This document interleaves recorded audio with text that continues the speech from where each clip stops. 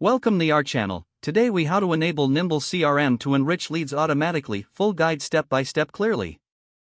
To enable Nimble CRM to enrich leads automatically, start by logging into your Nimble account. Once logged in, navigate to the Settings menu in the top right corner. In the Settings menu, look for the Integrations section and select it. Here, find the option for Lead Enrichment and click on it to begin the setup. Next, you'll see various lead sources. Select the sources from which you want to enrich your leads. After selecting your desired sources, proceed to the authorization step. Follow the prompts to connect your chosen lead sources to your Nimble account. Once authorized, return to the lead enrichment settings. Make sure to enable the automatic enrichment feature. You'll likely find toggle switches for different data points to enrich. Select the data points that are crucial for your leads, such as social profiles, company details, and demographics. After configuring your now, test the enrichment feature by adding a new lead. Monitor the lead's profile to ensure the relevant information is populated automatically.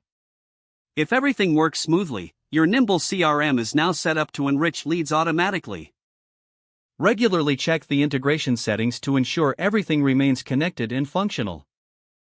This concludes how to enable automatic lead enrichment in Nimble CRM. If the page does not load, refresh the browser or try again in a private or incognito window.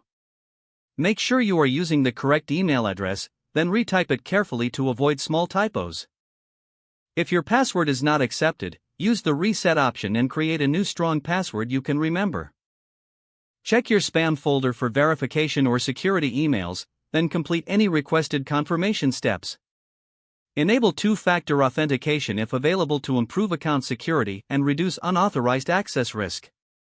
After signing in, review your profile details so your contact information and settings are accurate and current. If you see an error message, note it down and try again after restarting your device and internet connection. Log out when you finish, especially on shared devices, to keep your account and payment information secure.